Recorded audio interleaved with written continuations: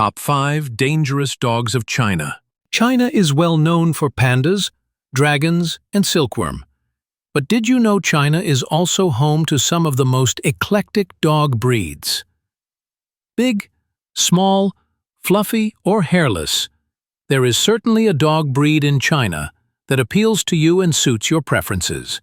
Historical evidence has pointed out that it was in the Middle Kingdom that domestication of dogs was first initiated. This can be traced as far back as 15,000 years ago, where scientists have identified maximum genetic variation. There was also a time in Chinese history when certain canine species were patronized by the rich and the elite. Unlike the yesteryears, people in China have grown to love dogs.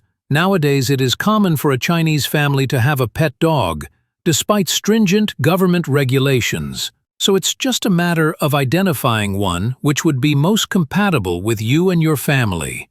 Being aware of the breed in terms of its characteristics and temperament can help you with decision-making. Number 1. Tibetan Mastiff. This Tibetan Mastiff has stood the test of time. In earlier generations, they served Alexander the Great, and in the most recent generation, guards the Dalai Lama. Being as large and muscular as a leopard, a Tibetan Mastiff is of course intimidating. But by investing in one, you will have acquired a loyal companion that will guard and protect your home against all adversities.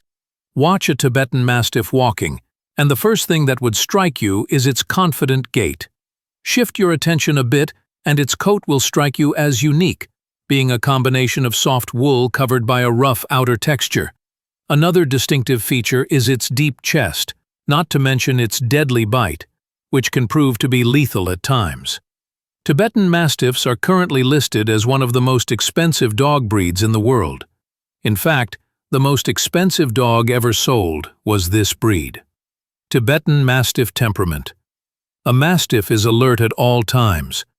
For all its ferocity and seemingly unlimited stamina, it takes its time to size up the situation and plan a strategy before jumping into a fight. Independent that it is, this dog breed is most compatible with owners that believe in giving their pets a wide berth and a certain degree of freedom in decision-making. Due to their immensely large stature, the Tibetan should be socialized very early on. With enough socialization training, they should be friendly with people and comfortably coexist with other dogs in a large space. Number 2. Shar-Pei. The Shar-Pei was believed to have originated around 200 BC, Han Dynasty, in a village in southern China. For this reason, they're one of the most ancient Chinese dog breeds to survive till present day. With their wrinkled forehead, blue-black tongue, petite ears, and hippo-like head, they easily stand apart from other breeds. The name Shar-Pei is a Cantonese word, which translates to sandy skin. This indicates that the breed was named because of its rough coat bearing a sand-like texture. For centuries, the Shar-Pei had been valued for being courageous and tenacious. Time and again, they've proved valuable as guard dogs that are extremely protective of their family members and home. Despite these traits, these dogs are not belligerent by nature and avoids getting into a fight if given a choice. Shar-Pei temperament. Shar-Pei dogs are generally quiet, but they are also known to have one of the highest IQs amongst dogs. At times, this high intelligence could lead to stubbornness. So, to minimize this, putting your Shar-Pei through obedience training is necessary. The Shar-Pei is fiercely loyal, but could assume an aggressive stance towards strangers, which is why socializing through regular walks should form a part of its daily routine. Number 3. Chow Chow.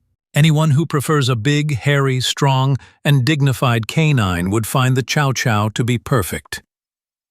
Although the exact origin of this breed is somewhat controversial, it does boast of an ancient legacy that can be traced as far back as the 11th century BC. While its bluish-black tongue renders it a novelty among the canine breeds, the thick mane round its head gives the impression of a lion. Additionally, the thick fur often causes people to relate them to bears. Given its size and inherent strength, a Chow Chow traditionally fulfills the role of a hunter and a sledge puller. However, they are generally viewed as a dangerous guard dog today. Chow Chow temperament.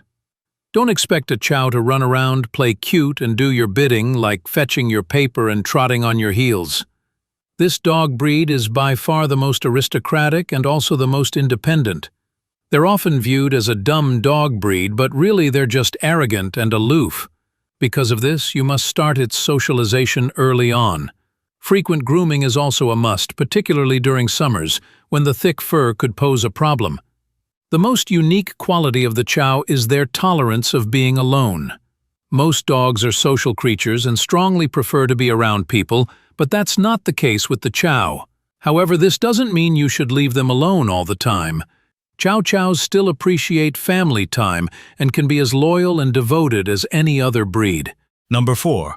Kunming Wolfdog. In terms of appearance, this Chinese breed would remind you strongly of a German Shepherd because of its head size and athletic physique. Yet when you look at their tiny feet, you cannot help but compare them to cats. Like with feline, the Kunming also fluffs up and straighten their bushy tail as a sign of alertness. Given their natural instincts and agility, this Chinese dog breed is perfect for police and military work. They may not be as popular as family pets, but this trend is gradually changing. The only reason why they're such underrated family dogs is because of their constant need for physical and mental stimulation. This is something that not every household can provide these dogs. Kunming temperament. For a large breed, this canine is surprisingly well behaved towards family members. They love to perform tasks for their owners and will gladly accept obedience training from a respected owner. They tend to try to assume a leadership role from day one. Be careful and establish your dominance as the alpha when it comes to the Kunming.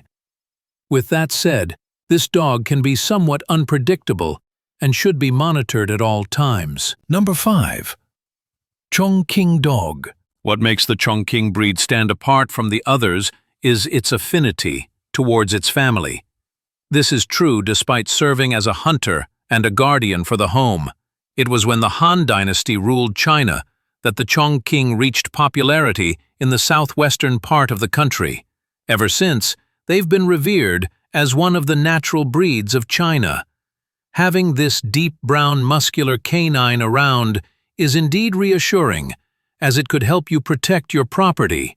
Their sharp instincts and inherent ability to remain alert make them ideal guard dogs. Chongqing temperament. Expect a Chongqing to be fond of children and family members. But when it comes to strangers, this dog breed is bound to take on an aloof stance. They may not be competitive but are wary of strangers, revealing their presence at the slightest hint. But with enough socialization at an early age, these dogs can become great family dogs. They're brave, but known most for their immense loyalty and devotion. As long as you're a firm and consistent owner, the Chongqing will be obedient and protect you at all costs. It should be noted that Chongqing dogs can have completely different personalities from each other. They take their roles in the family very seriously. So, if you make them the guard dog, they may have a completely different temperament than if they were just a companion dog. Interesting facts. Buckley, there are roughly as many Chinese giant pandas as there are Chongqing dogs, making them one of the rarest Chinese dog breeds in the world. When ancient statues from the Han Dynasty were dug up in the 1980s, the artifacts provided evidence that the Chongqing dog existed 2,000 years ago.